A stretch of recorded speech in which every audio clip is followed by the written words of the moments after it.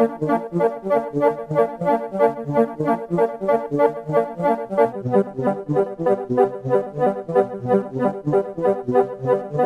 is a Socialist News and Views special interview.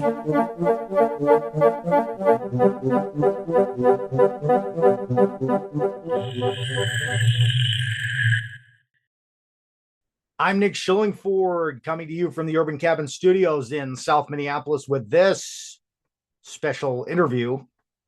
On Socialist News and Views, we let folks introduce themselves. Do you want to just tell our audience who you are? Sure. My name's Steve Grumbine. I am the host of Macro and Cheese and the founder of the nonprofit Real Progressives and Real Progress in Action, 501c3 and a 501c4. Fantastic. Well, I'm so glad to have you here.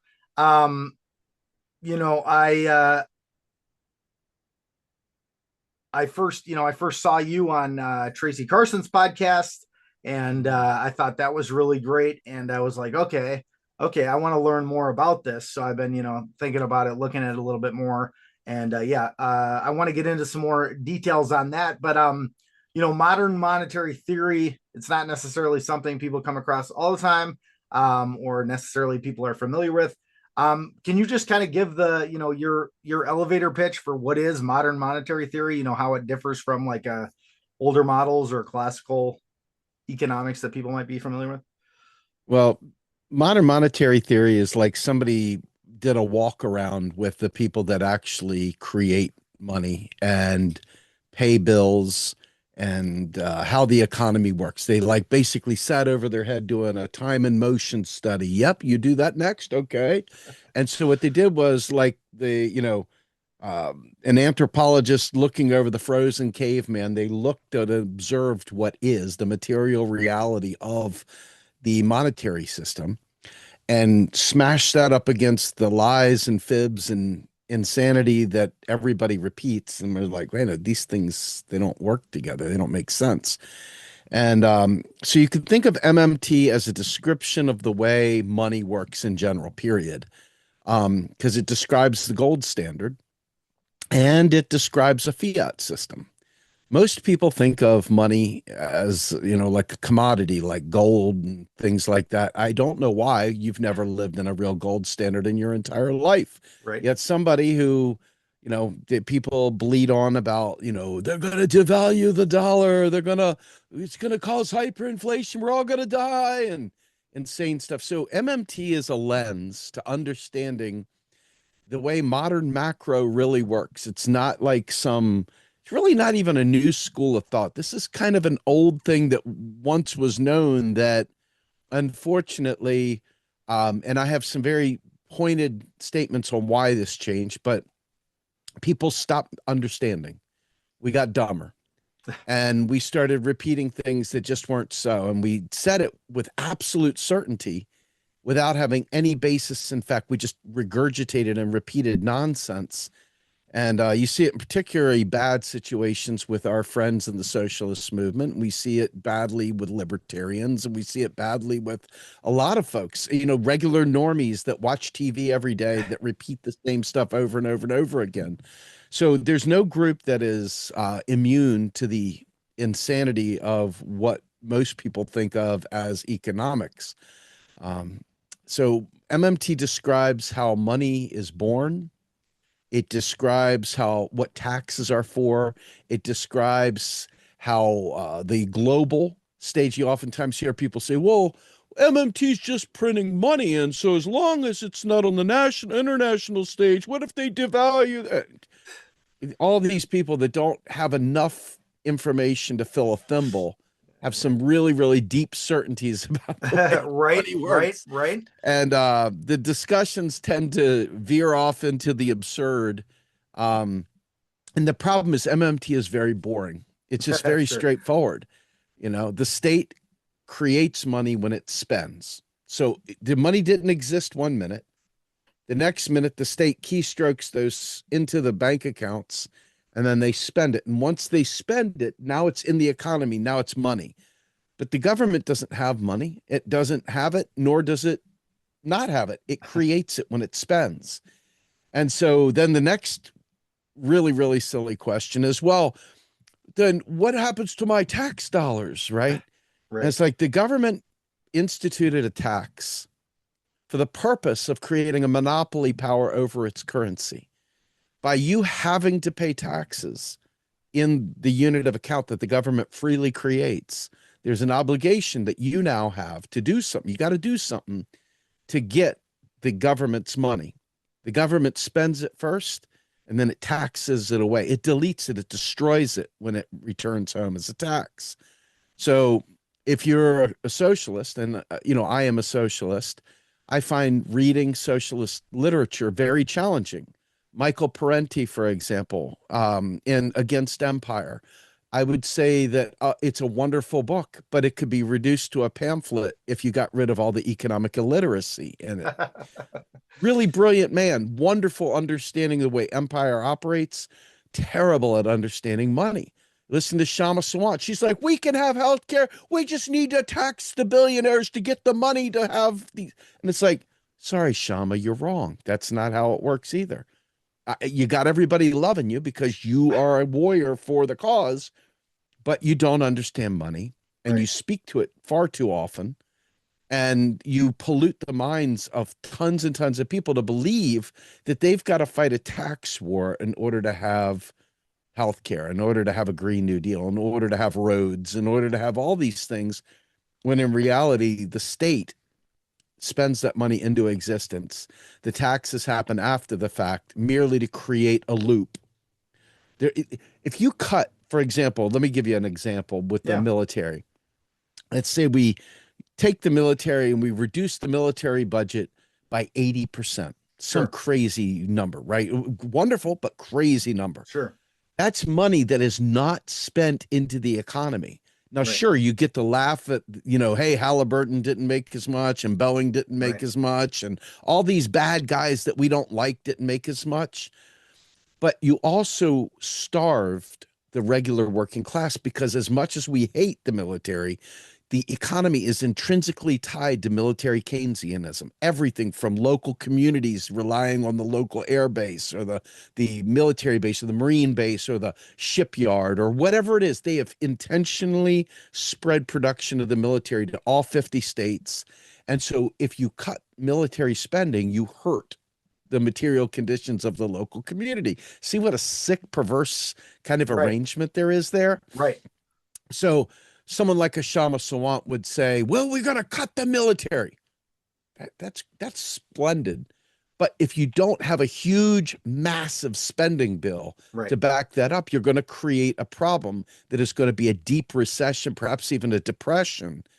So we can get to the next part. Now, I'll just throw this out there for you, okay? Yeah. When I started learning MMT, and I started understanding it always started from a libertarian perspective, because I was a Ron Paul guy. Okay, so all this stuff was about, the gold standard and the Federal Reserve, the private Federal Reserve, and all these crazy things that people say. But in reality, you kind of go in this graduated understanding, enlightenment, if you will, of the system. You're like, it's private. The only thing federal about the, Federal Reserve is the name. It's not, blah, blah, blah. It's like, but capital has always been in control of this country. It created the institutions. If you are a socialist and you study Gramsci, you understand institutions are a direct expression of the ruling elite. They're the ruling class. It wasn't the slaves or the people out of doors working and coming up with this great plan. They were the ones that got it given to them. They didn't have any input whatsoever on this stuff. So all the institutions, it doesn't matter whether you call it private or not, they all represent the ruling elite. So it could be private, it could be public, but who gives a crap? Because at the end of the day, it's expressing the will and the desire and the benefit of the ruling elite. So anyway, long story short, when you think about modern monetary theory, just realize that the state itself creates money. It is the currency issue. There's not some cabal over here holding the U.S. hostage or holding Russia hostage or China hostage. They create these entities. And by they, I don't mean we. I mean they, the rich, the powerful, the ruling class. And so this comes down to the question of democracy. A lot of the MMT leading voices will tell you that we just got to source the vote. Stephanie Kelton says it, and it's like nails down a chalkboard to me, because it's like, you know, that you don't live in a democracy. Right. We do not live in a democracy. We never have. And you'll see the Republicans go, well, it's a constitutional republic, Steve. And it's like, no, dude, what it is a bourgeois democracy where the moneyed interests have all the say, all of it. Yep. There's a Gillens and Page study out there from 2014 that shows explicitly that your desire, my desire, has 0.0% impact on public policy. Now, if you want to LARP, you want to cosplay a democracy, you want to put the I voted sticker on your forehead and do the rituals because it makes you feel like a better person, knock yourself out.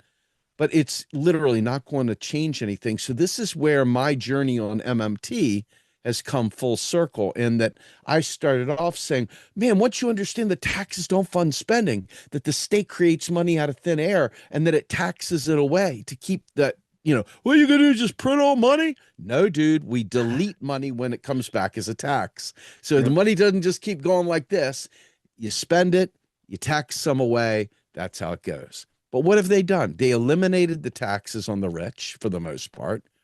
So massive capital accumulation in the imperial core and the capitalist class, and absolute immiseration for the rest of us. Right. You know, precarity. Are they going to lay you off? Blah, blah, blah.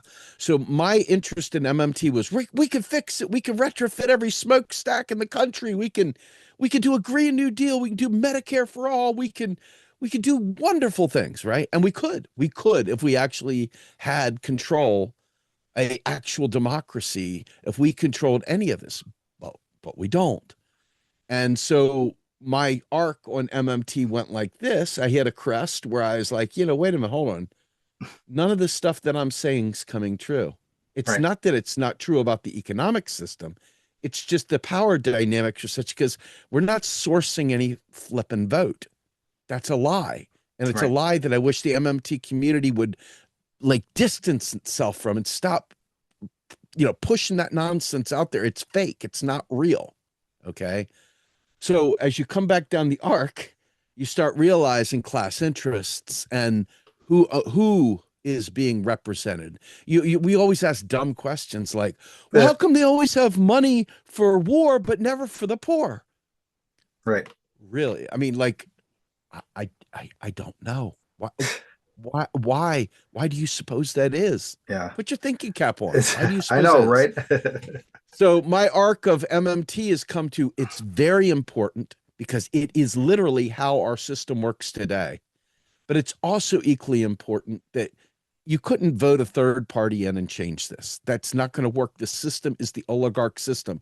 And one of the most important people, Rosa Luxemburg, talked about the fact that you don't elect a socialist into a capitalist government and then suddenly you have a socialist government. What ends up happening is that you have a socialist that turns into a minister of capital, an administrator of capital. They're no longer in that position because now they've got to deal with all the bourgeois that goes on within the system, all the lies and everything they've got to contend with. And this is why you see when you hear someone like AOC, I'm going to bring the ruckus. The only thing she brought was a mama bear love, you know, peck on the cheek and a bunch of bullshit. So that's my MMT arc, is that you need to know how it works. That way you're not saying stupid stuff about the national debt and hyperinflation and other nonsense. But at the same time, you need to recognize the fact that within our system, we have no say in what's happening, none whatsoever. And that leaves us with some questions, and people don't like those questions because they lead to scary answers. But that's where we are. There's a lot more to that, but I just figure I'll breathe now. Well, no, yeah. I mean, I think you started to kind of, like you were saying, starting to kind of answer a little bit of the next question. Well, some of the next questions we're going to talk about. I think you said MMT is boring. And it's not, you know, that's not sexy. It's not exciting. And, you know, it's so funny because I'm happy. I'm excited. I want economics to be boring. I want politics to be boring. I want to choose my excitement for myself, but that has not been the case for much of my life. that the excitement is getting chosen for us, as you're mentioning there. I think every person that considers them a socialist or a revolutionary out there, is making some mistakes. We all are making some mistakes, and so that's why it's incumbent on all of us to try to like learn what the heck is going on. We're all saying at least a few things that don't actually make any sense, probably, or aren't actually backed up by facts, and so we got to keep continuing to learn and hone our skills. And so to help with the boringness, I wanted to talk about something that I think people still really care about. I was actually just listening to I turned public radio on for like 5 minutes before I couldn't handle listening to it yesterday in the car, and they were talking about how the prices that they were measuring had all doubled since like 2006 or something like that. So these are a lot of consumer prices. So anyway, so I think inflation is something that people care a lot about. You might have even kind of if a person is actually familiar, might have really even answered this question in the last answer. But it's really hard for people to wrap their head around inflation. I mean, Trump said he was going to get in and lower prices. So I'm specifically, you mentioned before, military spending. I was curious your thought on that specific relationship between expenditure on armaments and inflation. I was watching an interview on Novara Media the other day called Rebel Economist Says Everything You Know About Economics is Wrong. It's from November, and it's the host, Michael Walker, speaking to Professor Steve Keen, an Australian economist, an author. I'm not super familiar with him. But in the interview, he said, quote, if the government ran a deficit so it could send more bombs to Ukraine and weapons to Israel, then that would not increase the productive capacity of the UK economy, and you would suffer rising debt for no benefit for the UK economy in those cases, end quote. So I also read an article from the Trotskyist Ted Grant from 1971 sometime back when I was doing a lot of stuff trying to figure out what the heck, what's going on with inflation, because it's something I really want to understand. And he said, quote, one of the main causes of the continuous fall in the purchasing power of the currency in Britain, as in other capitalist countries, is the inflated expenditure on armaments, end quote. So I think I'm going to add just a little bit in here. I think, what the it was one thing that was mentioned, a lot of that money doesn't get actually spent right away. So it's being committed to that, but there's not actually producing anything right away. What is your thought? Is your understanding that huge amounts of deficit spending on armaments, which don't offer any productive capacity for society, leads to inflation? Is there any connection there? Talk about inflation and MMT. Does deficit spending connect at all? And how do we understand inflation in MMT? Okay. So inflation is the persistent rise in prices, right? It is not just a one-time jump in prices. It's a persistent rise in prices. And you have to ask yourself, is there a magic pricing fairy out there that prices these things? And the answer is no. It's human beings inside smoky rooms making decisions about profit desires, things like that.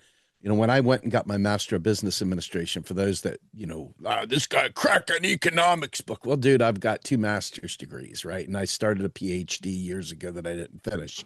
But the point is that inflation is not represented by the quantity of money like Milton Friedman told everybody. Inflation is typically based on a number of things. Number one is, did the cost of goods rise? Let's just play it straight for a minute. Hypothetically, we've got bottlenecks in the supply chain. We're sitting there at the port. My whatever goods and services I'm trying to transport from here to there, it was once 5 million to produce. Now it's 6 million to produce. I have a choice. Do I eat that rise in prices as a business owner, or do I pass that on to the consumer? Well, I don't know. Can the consumer afford to pay the additional, or is it going to leave product on my shelves, which is, again, another problem for me, right? So most pricing issues like that are not because of shocks to costs and stuff like that. But during the pandemic, when we had supply chain bottlenecks and breakdowns, you could see that. However, all those industries out there, they did massive amounts of studying of the phenomenon that occurred during the pandemic. And a lady named Isabella Weber, who is a really, really brilliant economist, from Massachusetts Amherst, I believe it is. She's written quite Is that extensively on what Veber? that's how it's Something? pronounced, but it's Weber, but Oh, it's I got you, pronounced got you, Weber. got you, got you. Yes. So Weber is about. Okay, got it. Yes. And she talked about what they call seller's inflation.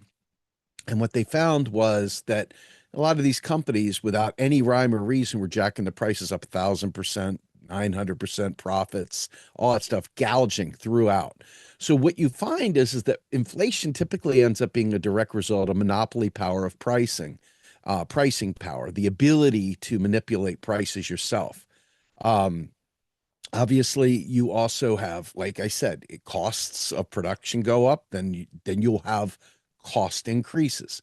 But it has nothing to do with the quantity of money. We have 10 billion we just spent into the economy. We got to raise everything up a bit. That's just a lie. That's just horseshit, really. Okay. So inflation also, when you talk about productive capacity, I mean, going back to the military investments, and it's not really productive economy. One person's spending is always another person's income. Okay. So whether it be all the employees that work in all those industries and stuff like that, those people go home, they buy bread, they buy electricity, they buy gasoline, they buy houses, they buy school supplies, whatever it is, their paychecks come from that quote unquote military spending. It's all part of the loop that we get in. The idea, oh, just go get a different job. Don't work in the military industrial. Well, guess what? If all that was hiring at one given point in time in your life, when you were in this small little area where there weren't a lot of choices for jobs, and you took a job over here because that's what was hiring to defend and protect and, pay for your family, well, then you do it. It sucks. This is the problem with living in a capitalist society. We don't get to just choose where we work. That's right-wing nonsense. Oh man, get a job, you slob. Go over here. You don't like that job, go get another job. See, these are tropes that we tell each other. Reaganomics, if you go back to the Reagan era, in his book, he talked about, and I'm going to embellish this slightly, but you can go check. I don't know what the industry he Sure. used was in the book anymore. I years ago read it. But he talked about basically like, hey, you got 500 unemployed cable splicers in New Jersey, but you've got 1,000 openings for cable splicers in Los Angeles. Do you have unemployment or do you have underemployment? Bottom line is, if you don't, you got to move. You got to go where the jobs are, which is insane because most people have entire systems for their children and families, and few people pick up and go, but that's not really a realistic means of saying how to deal with that.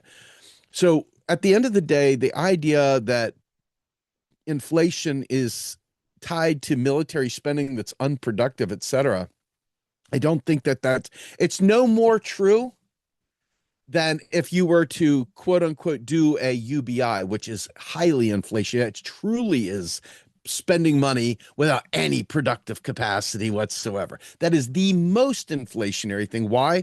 Because what you're doing is you're sending signals to industry. These people have additional money to spend.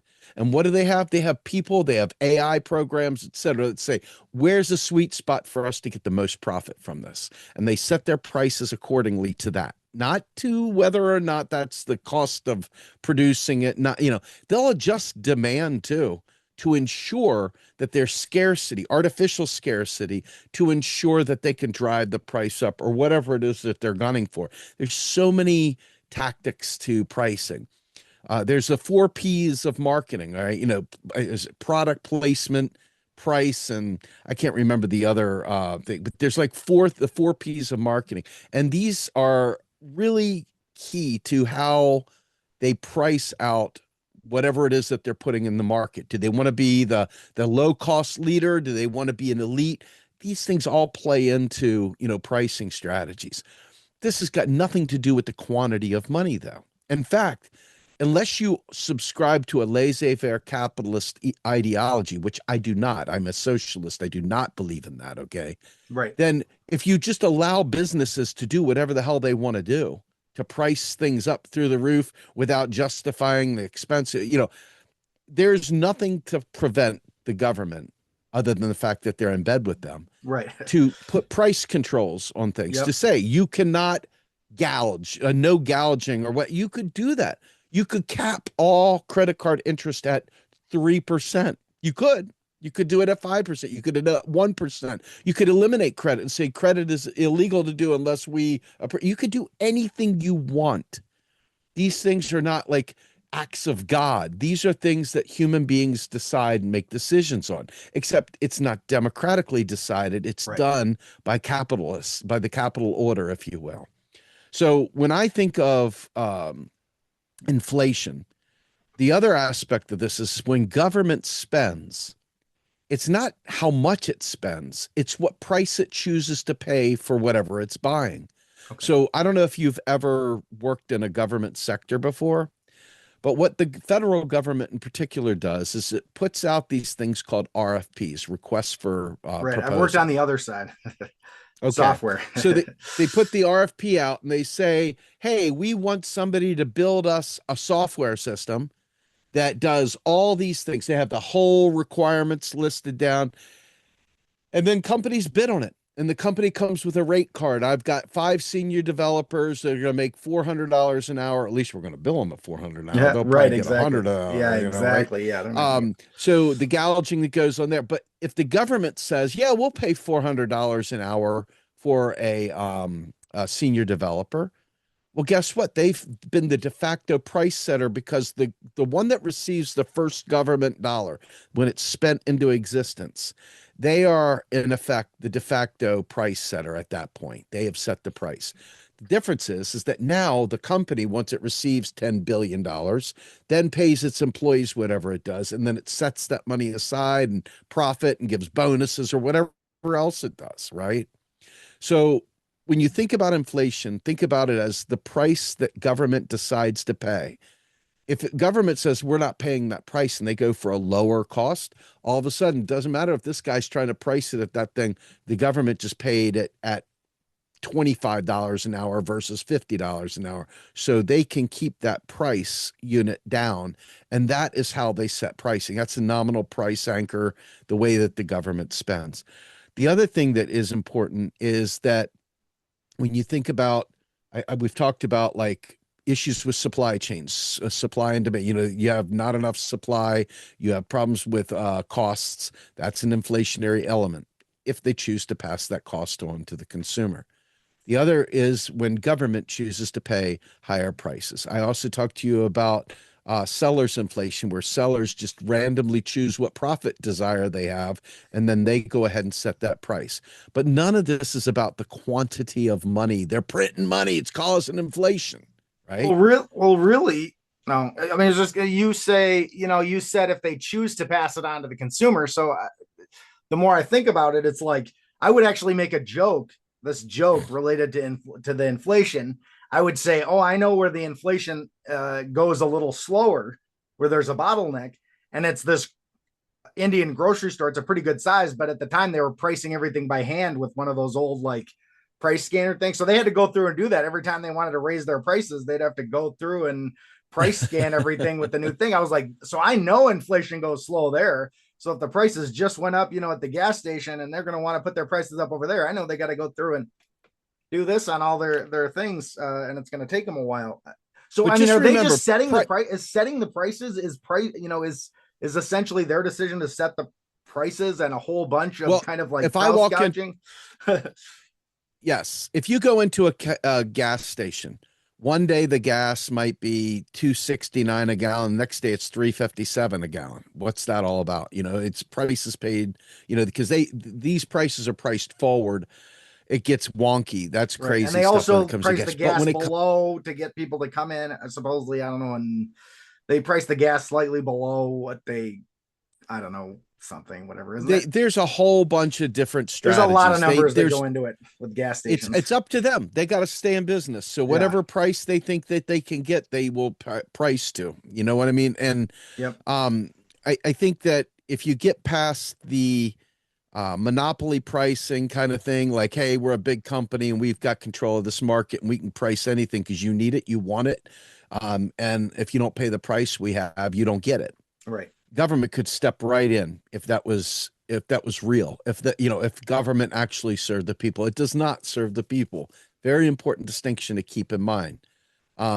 So inflation has nothing to do with government printing money. You hear somebody say that, Right. you're in a room with somebody that's not very bright or doesn't really understand, economics, that the quantity of money doesn't inflate.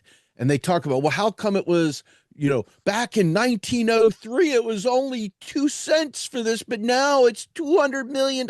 That's like, dude, I mean, back then there was no phone that had the ability to operate greater than a supercomputer that sent freaking spaceships to the moon. Right. I mean, this computer can do more, transactions per second than the one that sent the damn, spaceship to the moon. So how does this happen? Well, you know what, man, things change, but it's got nothing to do with the quantity of money. Right. What ends up happening is you have prices go up for salaries. But when's the last time you saw salaries go up? Yeah. I mean, really, honestly. Not for us anyway. Not for us, normal not people for anyway. regular people. Yeah. That's right. Yeah. But they keep poking the immigrant. They keep poking regular Jane and Joe six pack. They keep poking us like, you guys are just wanting more. And we gotta eliminate your benefits. We got to eliminate all this stuff. Comes down to a thing that is not really MMT, because MMT would say we're not political. We just tell you how the money system works. Right. That's all we do. So if that's all you do, then you need a secondary lens to interpret what you see with the MMT. Because otherwise, MMT isn't telling you much of anything other than the fact that money comes from the government, regardless of your weird fetish with the Federal Reserve. Okay. Yep. And money is spent by Article 1, Section 8 of the United States Constitution. Okay. Gives Congress the power of the purse. Congress abdicates all the time. They just do whatever. Right. But they're not doing whatever. This is us wanting Congress to represent us. We're wanting this system to be about us, but it's not about us. Right. That's the thing. It's a big cosplay LARPing session of faux democracy that we kill each other over and pretend like we're in some fight to the death over Democrats versus Republicans or some random third party that doesn't have a prayer in hell of doing anything either. Right. Because it's not the party. It's not even the idea of democracy. The idea of voting sounds great inside you. You want that to be the way it is. But in reality, you've got, I don't know how old you are. I'm 56. My 56 years, I don't see any evidence whatsoever. And it's backed up by the Gillens and Page study that you have no say, right? So your lying eyes aren't lying. They're real. Believe them. Stop cosplaying that you're going to vote this all away, because you're not. Read some theory, But MMT shows us the national. Let's jump momentarily to the national debt real quickly. Let's do it, because this is a really big point that people don't understand. United States government chooses to sell bonds. Those bonds are bought. Guess what? Not with Chinese yuan, not with Japanese yen, not with Australian dollars, but U.S. dollars. Yep. U.S. dollars come from one place, the United States government. Now, there's banks, and guess what banks are? They're subsidiaries of the government with government charters. They were given a charter to operate. They don't operate without the government. And they're told, you can use our unit of account to create loans. But when those loans are paid off, you get to keep the interest. That other money zeroes out. It's gone. Doesn't exist. Okay? So when you think about the national debt is the sum total of every government spent dollar in the economy that is yet to come back as a tax. That's it. So it is the net money supply. If you get rid of the national debt, you get rid of the national money supply. Right. Brilliant, right? It's just super brilliant. Because MMT talks about it's accounting. We have an asset, we have a liability. The government spends money into the economy, and it puts a reserve in a banking account. You have a tax credit in your hand when you receive that dollar. When you have to pay your taxes, that relinquishes that debt and wipes it out. It zeroes out. So it doesn't matter about national debt. It's just a bunch of time box savings accounts. And guess where the interest comes from? It comes from the taxpayers. No, it doesn't. No, it actually does not. Right. It comes from more government spending. See what happens. This is interesting. So when the government raises interest rates, it's basically giving a basic income to people who already have money, because the people that have bonds, money goes up because now it's at 6% interest. With 6% interest means you're paying 6% extra into that 401k account, into that pension plan. See, it's not all bad, right? Yep. But on the same hand, though, China, who has tons of bonds because they sell goods and services into the US. What do the Chinese get for selling goods and services into the US? They get US dollars. Yep. The federal government doesn't need those dollars, doesn't need them. It just delete them. It get rid of them if it taxed it away. So China says, well, what do I do with all these US dollars? I don't know what to do with them. Shit, we don't use US dollars at home. Maybe we use some for petroleum, maybe use some to facilitate transactions, but gosh, what do we do with all this? So they buy bonds with their holdings and they just park it at the Fed and it just sits there collecting interest. Brand new money. All interest payments are brand new money. So let's just say hypothetically, like it happened recently, when they jacked up interest rates and then they cut spending to stave off inflation. What did they do? They actually did the opposite, because they raised the cost of money. They raised the cost of borrowing, so they created inflationary pressures, okay? But if they would have cut the spigot off and they would have cut interest rates and cut federal spending at the same time, you would have had a depression. You would have had a major recession. You still may have one. But because they kept the interest income channel alive and well, money was still getting spent into the economy. This is why, even though spending was cut over here, the debt went up because of that, on the paying interest on the debt. It's not debt, though. If you're Japan and you have US dollar holdings, you either get rid of them, whatever. You take them home and I don't know, what do you do with them? Wallpaper the wall with them? I don't know. Or you park them at the Fed to facilitate future transactions and earn a nominal interest rate of 1 or 2 or 3% or whatever. Right. And that starts adding up, right? So now China has a lot of US dollars, and you'll hear all these well-meaning lefty podcasts. Oh, they're dumping the dollar. Oh my God. Whoo, they're going to dump it. The BRICS are coming to take over. And at some level, you're like, look, if they do business with the US, they still got to use US dollars. Doesn't matter whether they're dumping their bonds. We don't care. Because guess who else buys bonds? The federal government buys its own bonds. And Japan buys its own bonds. All of them buy their own bonds. It doesn't matter what it's doing, because the natural rate of interest is 0 on money. Okay. Yep. What they're doing is defending a positive interest rate, and that's why they sell bonds. So we could get rid of bonds tomorrow, but you know what the weeping and gnashing of teeth would be from everybody that likes that safe, free money?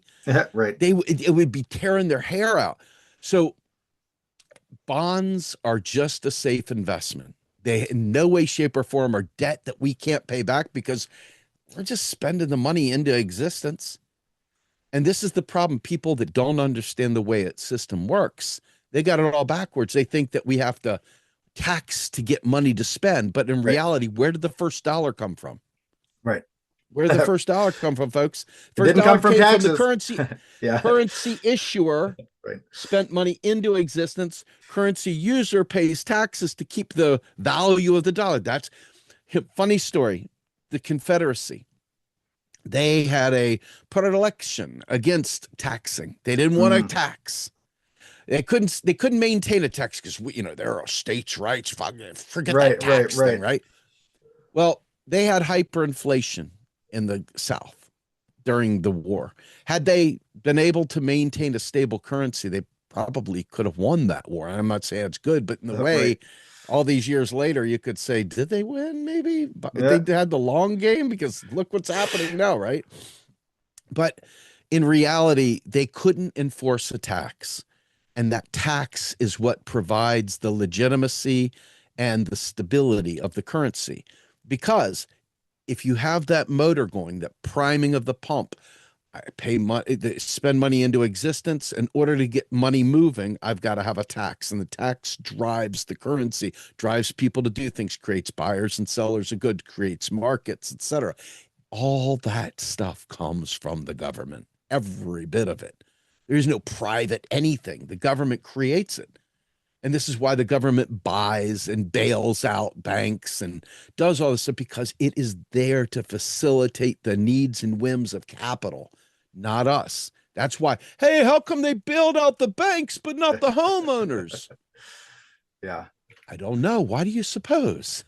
Yeah. So, I mean, anyway. well, I was going to say, I think, the thing it does tell me is that, I guess obviously, like you're clearly highlighting, the politicians don't serve us. But to me, it also just highlights, the politicians that claim to serve us are even bigger cowards than they seem like they are, given the fact that, obviously the excuse is used again and again that, oh, well, they'd have to tax these companies and it'd be so difficult for them.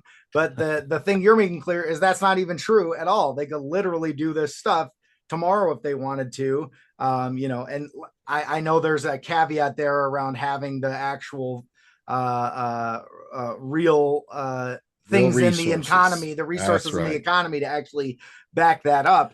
And we should maybe talk about that a little bit more. The other thing it makes me think of is that I was just talking about prices, a lot of consumer prices doubling since 2006. And of course, wages have certainly not doubled since 2006. So this idea that, that's directly tied to wages, going up, and then all these prices are going to go up. Well, the prices have been going up and wages aren't going up. So it's clearly not that. What the heck's going on? I do want to hear about, you were talking about having a second lens to look at it, how you feel about the lens of Marxism, looking at that, how do those fit together, and why do they fit together? Well, of course, Marxists have inaccurate thoughts and inaccurate statements. So I don't know if you want to kind of share your final thoughts on Marxism and MMT. And I have one more thing I want to. Oh, you can go on. You can go on as long as you want. Just throw it all in there. So the states like DC, Maryland, Virginia, DC is not really a state, but you get the point. Right. California, Wisconsin, all these folks, right? They are currency users. The states themselves do not create money. The federal government does. Right. Okay. So states operate in the old paradigm that people think of as the federal government does. States have to tax. States have to invest. States have to have employment and sales and things like that to attract business into there. Because you watch, there's a race to the bottom with the states. Right. You got Texas saying, come on down to Texas. We don't have any taxes down here. Come on down. We're open for business. Right. And all the states that, are raising taxes for local programs. We're going to do Medicare for all at the state level. No, you're not. Right. And maybe 3 states have an economy large enough to absorb that. But the rest of the states, there's something called a CAFR report, or, it's the Comprehensive Annual Financial Report of each state. And they put these things out there, and you can tell how much money they have for a rainy day fund, et cetera, how fully funded their pensions are, you name it. And it's really eye-opening to see the precarity of some of these states. Okay. But the reality is that states compete. They're like foreign countries to each other. The difference is they share a currency with just the federal government. So states operate on a totally different principle than the federal government. Very, very important distinction. Very well-meaning people, once again, want to do state-by-state Medicare or state-by-state. And it's like they're just too good to actually have an economic discussion. They think they've got it all figured out because, what do you just not want us to have healthcare? No, I just want you to be smarter than that. I just want you to think, do a little thinking. And that is usually a bridge too far because they are up in the morals of it all. They're up in the feels of it all. This is what I feel, man. Don't discredit how I feel. But it's like, I'm constantly seeing that there needs to be like a clear delineation between, how things are and how people think things should be. There's a lot of bleed over between those two, and it makes things kind of absolutely not hard to progress. It's impossible. Impossible to progress, yeah. but see, this is where it gets really gross, because on one hand, you're saying to yourself, hey, we got to understand this stuff. We got to understand it because you need to debunk the lies the state is telling you about why they can't do things. You need to know the weapons of war because it's war. Even if you didn't sign up for class war, you're in one. Yep. It wasn't your choice. You just happen to be a worker, and a worker is always being oppressed and crushed by capital, whether or not anybody will acknowledge that or not. Even it's not about people. Yeah, this is the hard part for people to realize. These capitalists might be really good people. They might be nice people. It's irrelevant. They might be wonderful. They may get your kid the medical care they need out of the goodness of their heart, right? But I think of any kind of charity as a failure of government, a failure of government that you didn't create the economic conditions that made it so that people don't have to worry about getting cancer, that they don't have to worry about losing their jobs and losing their homes and not being able to get a good job because they didn't get to school because they're broke from paying off student debt and, whatever. I mean, there's so many things that just sound logical, but they aren't logical if you actually take a walk through and figure it out. So that brings me to the Marxist stuff, right? I obviously read Capital, which is 3 volumes. Let's be honest, man. It is How long have you been a Marxist now? You said that you were in the Ron Paul milieu. Yeah, but I've been on this path now for about 4 years. We tried to create something called the S Word, a companion to Macro and Cheese, which is my macroeconomic and geopolitical podcast that we do. And the S Word was going to be epic. It's my greatest failure that we didn't get it off the ground. Because it required too much effort, right? You've got to be able to read the history, read the theory, incorporate it into understanding MMT and this stuff and putting it all together. And that was a real challenge. It was really was. And I was like one of one being like absolutely committed to it. And everybody else was, yeah, I'll do a little bit here and then come back a little bit there. And, it's hard. There ain't no way of doing something that massive and that, forward thinking with a half-ass kind of partially in, partially out mindset. And just, you'll see our movement is filled with people that are half-steppers, right? Tons of half-steppers out there that want to feel good. Yeah, I did my thing like a good liberal. Yeah, I donated $2 to charity or whatever, but they don't want to deal with the material reality that we are in a class war. And it was when I started reading history and not just, like things like Malcolm X and reading Michelle Alexander's book, The New Jim Crow, and understanding how this stuff has continually gone on since the beginning. They just changed the framing, the words they use to ensnare us in their traps. And then, of course, going back to the people's history, Howard Zinn, that really was a huge eye-opener too. And so you start putting all those things together, and then you start getting into theory, like what is to be done by Lenin.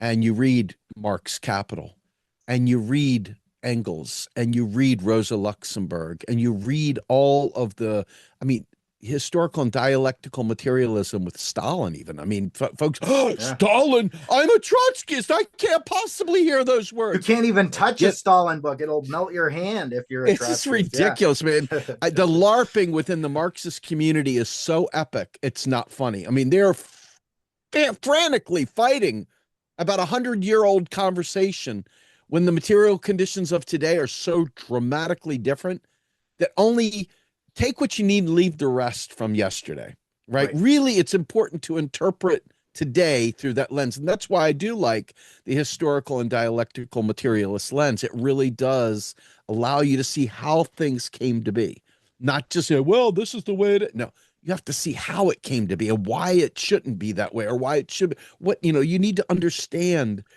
the world in which you live in, all the contradictions down to the atomic level. Right. And you just look at the contradictions as you go up through history. You look at the contradictions in each process flow and whose material conditions are improving, whose are worsening. There's so much to understanding. So for me, once I started traveling down theory and incorporating that into MMT, it became clear there's a really important book called State and Revolution. Oh And yeah. I recommend everybody read this. But That's how it's not an easy. that's how I became a Marxist. Oh, there you go. So State and Revolution, though, talks about the withering away of the state. Okay. Well, the withering away of the state is not some event, it's a process, and it's a lengthy one at that. He talks at first about we're not going to have everybody equal. There's still going to be capital. There's Right. still going to be the old systems in place. Right. You know, it's not like you just suddenly go from here to utopian whatever. It's a long process, and that you can't have true socialism until you have a armed Right. dictatorship of the proletariat. Well, we're away. We're not anywhere near that, right? So all the LARPing of MMT, that's just capitalism. Well, guess what? Marx, Lenin, all of them would tell you, hey, dude, yo, we've got to go through these phases, man. We got to get to the withering. We're not there yet. We're nowhere near that. You haven't even gotten people to collaborate enough to recognize they're in a class war right now.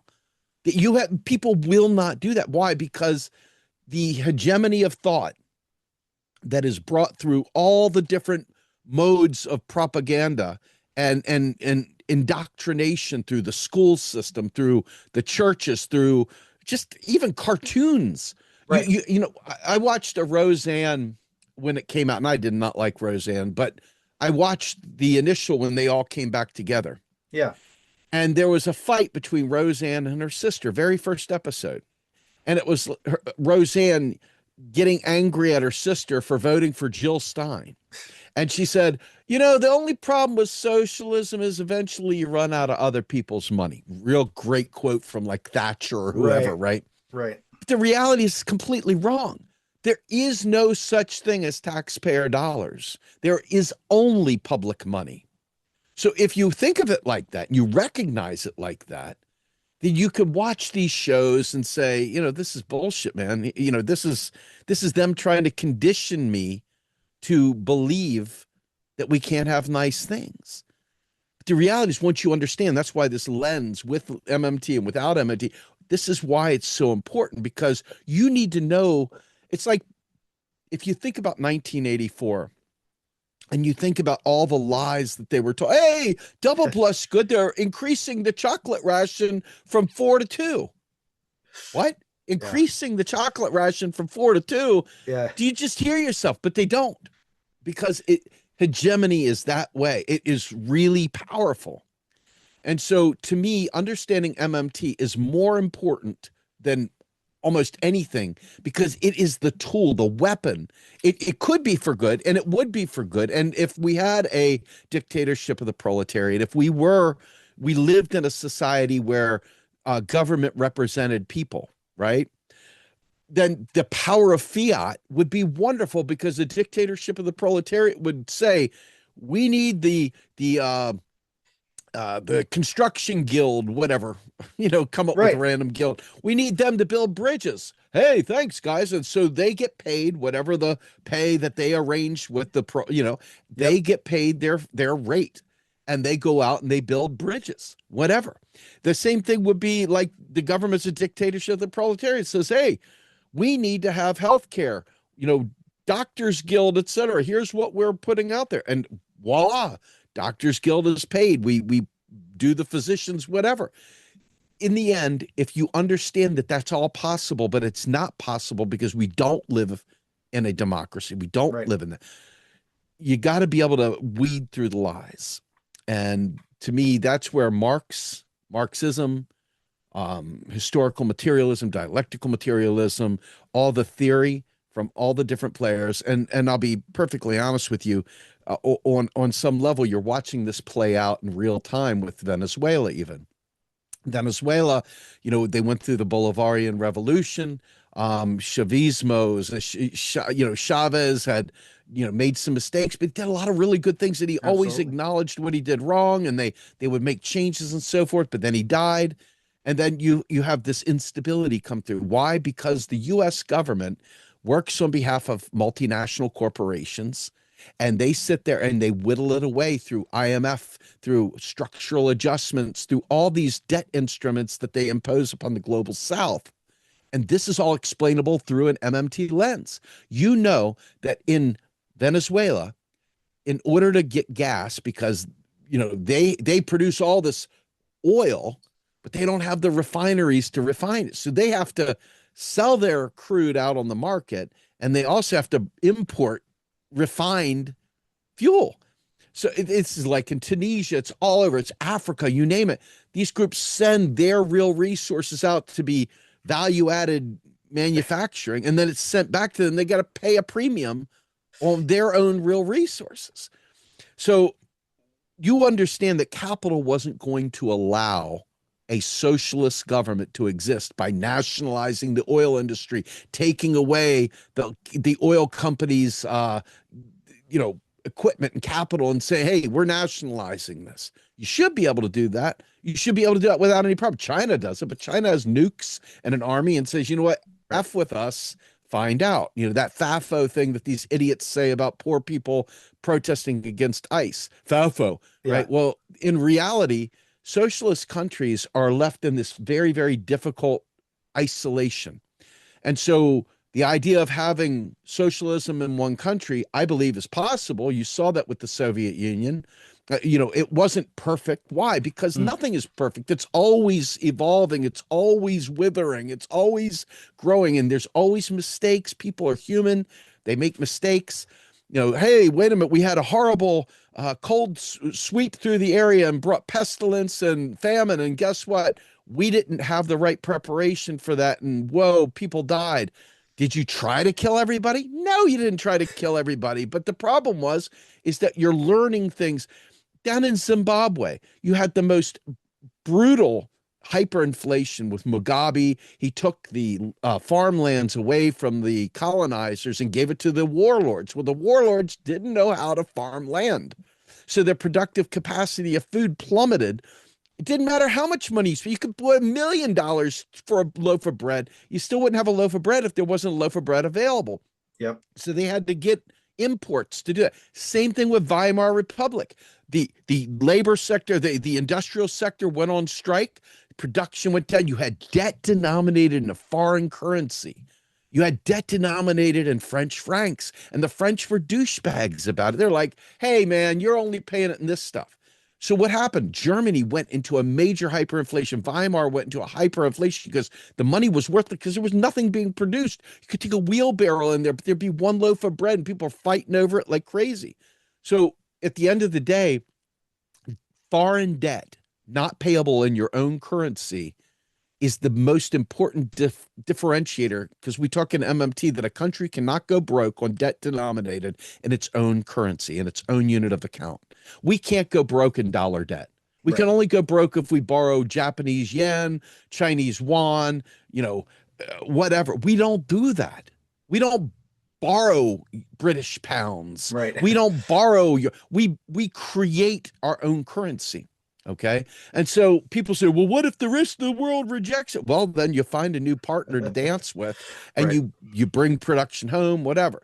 So point in case is that Trotskyists would say, we got to have a forever revolution and we can't have socialism in one country. It's got to be everywhere. And so we got to have global revolution. I mean, these are all in a weird way, kind of a true statement at one level, because you see what happens when Venezuela tries to do it. What happens to Korea? Korea says, you know what? We got nukes, buddy. Fuck with us and find out. FAFO again, right? Yep. But the rest of them, they don't have that. You look down at Cuba. Cuba's next in line. I mean, these are countries that I'm really are not worried about protected. Cuba for sure. Yeah. Absolutely. But oh, and I was going to say, I think what you said about the, where did the first dollar come from? I think that's a good, illustrator of, well, yeah, that makes a lot of sense when you say it that way. I feel like it kind of I feel like that clarifies it more, like in some ways, like it's a nice little thought exercise. And it makes a lot of sense. Well, you didn't get to do your S word podcast yet, but yeah, we'll definitely have you on this podcast again to talk maybe a little later in the year, kind of see where things are at and talk a little bit more about some of the stuff that's going on. I really appreciate your time. No problem, man. Taking time over a lunch, and we're coming up on time here anyway, so I'm going to let you go. Unless Okay. there's anything Thank you else, very much. unless there's Just anything else you want to say. Last thing here. yeah, just come. We do a webinar on Tuesday evenings at 8 Yeah. p.m. Eastern time called Macro and Chill. We have, probably 20, 30, 40 people show up and we listen to the Macro and Cheese podcast for the week.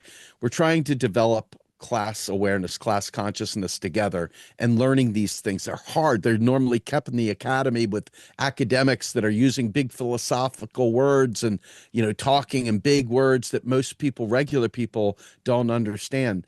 It was great to talk to Tracy Carson. When I talked to her, it was obvious she fits that role, right? Where she's America, doesn't Right. understand, didn't understand. These words are big. How do you boil that down to make it matter to me? And she Right. comes every Tuesday night faithfully to our Nice. Macro and Chill. So please do come to that. And we release the Macro and Cheese podcast every Saturday morning at 8 a.m. It's an audio podcast, and we don't do it, video, because hey man, you want to go cut the grass, listen to it then. You going on a Yep. road trip, listen to it then. You want to lay in bed and listen to it then. You don't have to stare at my ugly mug and try to figure out whether or not you want to hear what I have to say based on how I look. You can just listen, and we have great guests.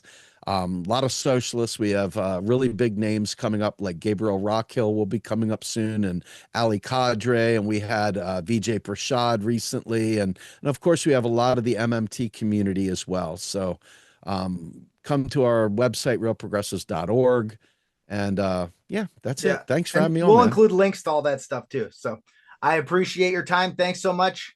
Have a good rest of your day. Care. Take care. You too, Bye-bye. man. Take care. Yep. Bye-bye. And that's our special interview. Thanks for listening. Solidarity. This has been a Socialist News and Views special interview.